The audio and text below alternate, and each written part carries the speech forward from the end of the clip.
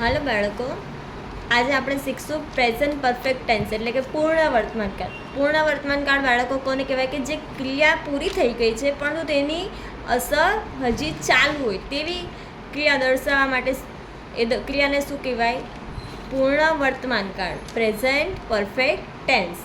આપણે એની વાક્ય રચના જોઈએ તો એની વાક્ય રચના શું થશે? કર્તા પ્લસ હેઝ અને હેવ આવશે. શું બાળકો? હેઝ અને હેવ પ્લસ ભૂતકૃદંત.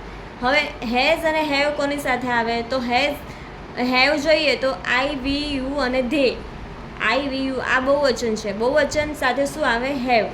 આપણે વસ્તુ યાદ રાખો કે જે બહુવચન હોય બહુવચન સાથે શું આવશે? હેવ. અને હી શી ઇટ એકવચન સાથે શું આવશે? હેઝ. આપણને પહેલાં એ આઈડિયા હોવો જોઈએ કે હેવ અને હેઝ કોની સાથે વપરાય. હવે આપણે ઓળખ શબ્દ જોવા હોય આપણને કે આ સેન્ટેન્સમાં આ શબ્દ છે તો એ પૂર્ણ વર્તમાનકાળ બતાવે છે તો એવા કયા શબ્દ છે? તો ever, never, already, just, just now, since, for અને યેટ. આ શબ્દ કયાના છે? પૂર્ણ વર્તમાનકાળમાં. આ શબ્દ હોય તો આપણે સમજવાનું કે એ પૂર્ણ વર્તમાનકાળનું સેન્ટેન્સ છે. હવે આપણે એની નકારની વાક્ય રચના જોઈએ તો કર્તા પ્લસ હેવ હેઝ અને પછી નોટ આવે. હેવ હેઝ પછી નોટ પ્લસ ભૂતકૃદંત. આપણે એકાદ એક્ઝામ્પલ જોઈએ. શું છે? કર્તા જનકભાઈ. કર્તા જનકભાઈ છે. કર્તા પછી હેઝ અને હેવ બંનેમાંથી શું આવે? તો જનકભાઈ એક વ્યક્તિ છે એટલે કે એક વચન છે એટલે હેઝ. અહીંયા જસ્ટ છે એટલે જસ્ટ છે તો આપણને ખબર પડી જવી જોઈએ કે એ પૂર્ણ વર્તમાનકાળનું વાક્ય છે. Just eaten. ઇટન એ ભૂતકૃદંત છે. કોનું? ઇટનું. કોનું ભૂતકૃદંત છે? ઇટનું. ઇટનું ભૂતકૃદંત શું થાય? ઇટન.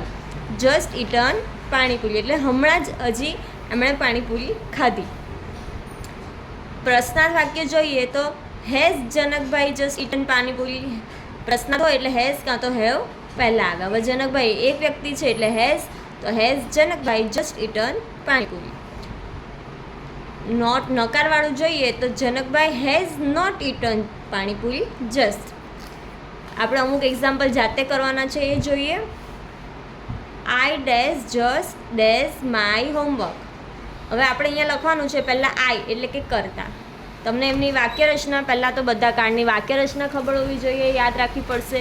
તો આઈ છે તો આઈ સાથે શું આવે બાળકો? હેવ કે હેઝ? તો આઈ સાથે આવે હેવ. I have. જસ્ટ ફિનિશનું શું થઈ જાય? ફિનિશ્ડ. ફિનિશનું ભૂતકૃદંત શું છે? Finished. I have just finished my work છે. પડી સમજ બાળકો? હવે બીજું સેન્ટેન્સ જોઈએ. Our drawing teacher does already does a good picture. Our drawing teacher. Drawing teacher એક જ વ્યક્તિ છે એટલે હેઝ આવે. Has already. અહીંયા આપણે આપણે અહીંયા ક્રિયાપદ આપ્યું છે. ક્રિયાપદનું અહીંયા ભૂતકૃદંત લખવાનું છે તો ડ્રોનું શું થઈ જાય બાળકો? ડ્રોન થાય. શું થઈ જાય? DAREW drawn. તો already drawn a good picture.